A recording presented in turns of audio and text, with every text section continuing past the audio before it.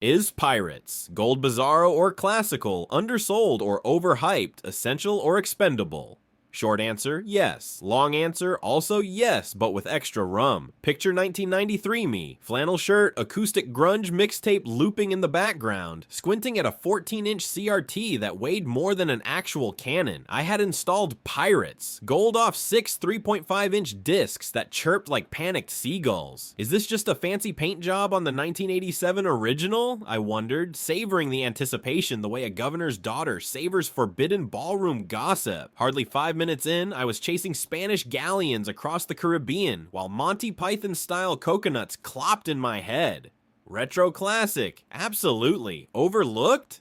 Weirdly, yes. People remember Doom and Mist, but forget the swashbuckler that let them pilot mid-17th century midlife crises. Fundamental? If you care about the DNA of the modern open-world sandbox, it's practically primordial soup, just one spiced with scurvy. So, ridiculous rhetorical question. Did I repeatedly lose months of my adolescence to this digital privateer simulator? Answer. Aye, Captain, I sure did. Historical context, Microprose in the early 90s was like the MCU during Phase 1, except its shared universe involved flight sticks, Sid Meier's signature, and copy protection wheels you could bludgeon an intruder with. By 1993, they'd launched civilization into global conquest orbit, flirted with railroad tycoons' 19th century capitalism, and, like an experimental studio album sandwiched between greatest hits, polished up their 1987 crown jewel into Pirates Gold. It wasn't just nostalgia. VGA cards had finally crawled out of 16-color primordial slime, and CD-ROMs promised multimedia. Remember when that word felt futuristic instead of retro cringe? Sierra had King's Quest VI, Origin had Wing Commander, LucasArts was unsheathing Day of the Tentacle, and ID Software was about to shotgun blast the industry with Doom. In that cacophony, a hand-painted Caribbean map with jaunty MIDI shanties felt both quaint and daring, like showing up to a rave wielding a harpsichord. I first played the original 1987 Pirates on my friend Nate's Tandy 1000. 6 years later, encountering gold on a 486DX2 felt as if the game had passed through one of those Bill and Ted phone booths, emerging slick-haired and singing power ballads instead of 8-bit beeps.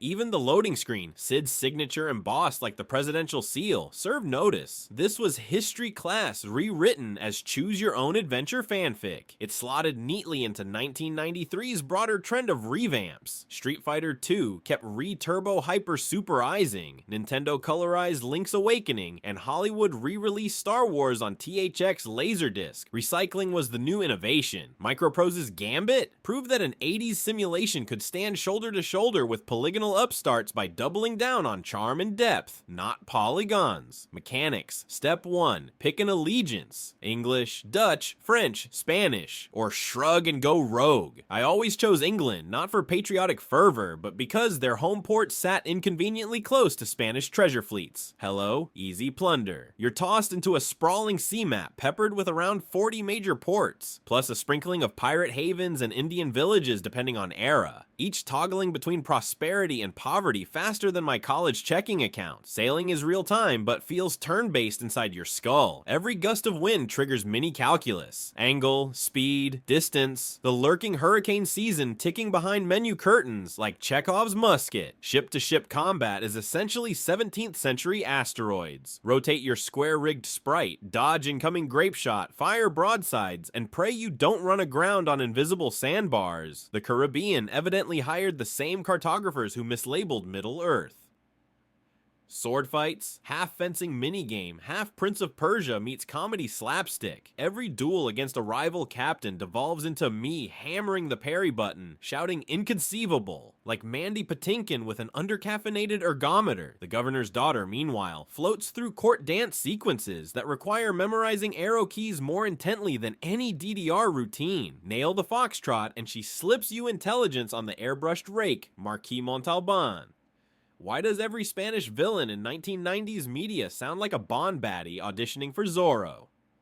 Important sidebar, the game shuffles famous pirates between eras. Blackbeard might crash your 1620s tea party while Calico Jack raids the 1680s. So history buffs seeking strict chronology should stow their purest sabers or prepare for temporal whiplash. Pop culture intermission, pirates. Gold predates Assassin's Creed 4, Black Flag by 2 decades, yet contains 85% of the latter's design pillars. Open seas, faction politics, boarding actions, treasure hunts, optional romance, and retirement screens scoring your legacy. It's as if Sid Meier predicted the Ubisoft template before Ubisoft even had a shipping department. The absurd through line? The governor's daughter's fan. Yes, the literal folding fan. She flutters it in every social scene like an 8-frame sprite stuck on loop, a hypnotic metronome reminding you that beneath all the treasure and titles, you are basically playing Regency era The Bachelor with frequent cannon fire. My teenage brain fixated on that fan. I decided it secretly controlled Caribbean weather patterns, explaining the random tropical storms that shredded my sloops. Did I write fan conspiracy fan fiction? Let's just say a trapper keeper was involved and no further questions, Your Honor. Micro decisions swarm you. Do you ransom prisoners for quick doubloons or recruit them and risk mutiny because you forgot to divvy booty? Pick bigger ships and forfeit maneuverability, or settle for a nimble bark that combusts under one broadside. The game never tells you the correct answer, it just hands you consequences like a Sesame Street episode produced by Machiavelli. Fail to share loot fairly, and your once loyal crew tosses you overboard faster than Twitter cancels a problematic 90s sitcom cameo. Land battles, melee collisions of tiny sprites, walk so Total War could run. Meanwhile, the map view, press space to pause and consult an aged parchment, foreshadows XCOM's Geoscape minus the impending alien apocalypse, unless you consider Spain an alien invasion, which given 16th century New World geopolitics isn't too off-brand.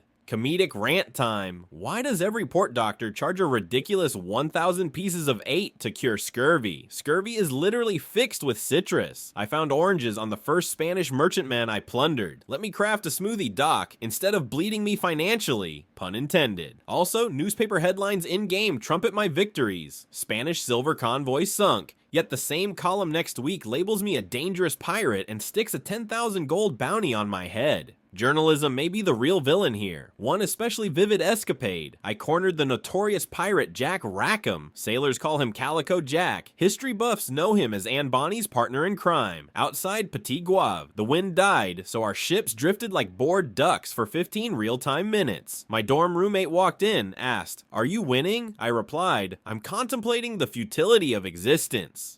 Too honest. Suddenly, a storm swirl punched wind back onto the map, hurling Jack into a reef. I swooped, boarded, dueled, and captured him. The game then, deadpan, offered me a marriage proposal from a portly governor's daughter because apparently nothing says stable domestic partnership like a man fresh from stabbing Calico Jack. That moment convinced me the fan was sentient, arranging soap opera arcs across the archipelago. Legacy and influence.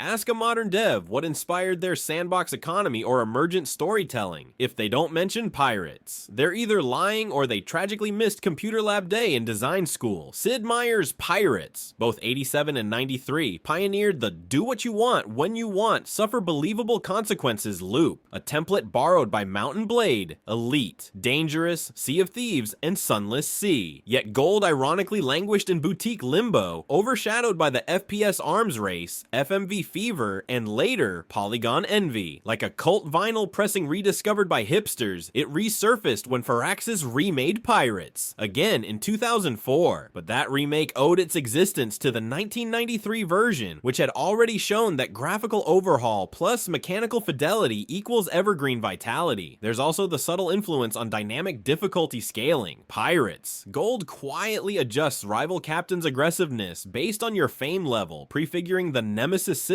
that Shadow of Mordor gets credit for. Its retirement screen, the famous ledger ranking you from pauper to king's advisor, seeded the modern roguelite obsession with meta progress metrics. See Hades' house rankings or Slay the Spire's ascension tiers. Meanwhile, its one save file structure forcing you to live with screw-ups inspired Iron Man modes across strategy titles. Even its cheerful moral relativism, plunder is fine as long as you eventually settle down, foreshadows the tonal tightrope walked by Grand Theft Auto V's satire.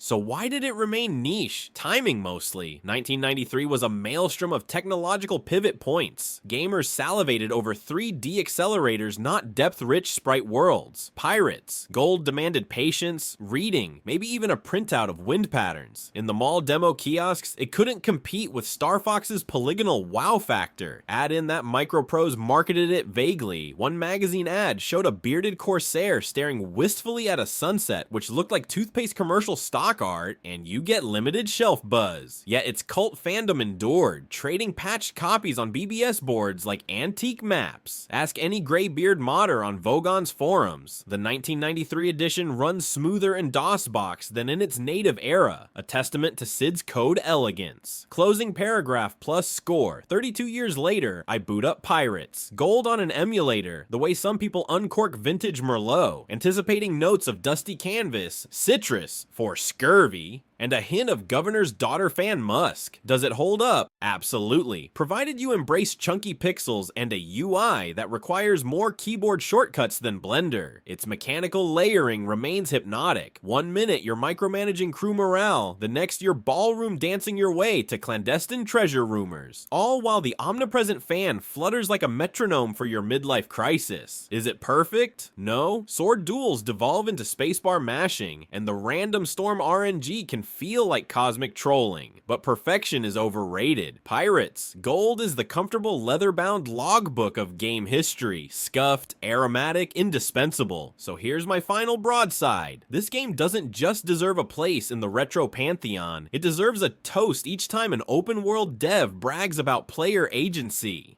Final score, 8.8 out of 10, docket a full point for the extortionist physicians and another 2/10 because I never did find out if that cursed fan actually controlled the weather. It totally did fight me.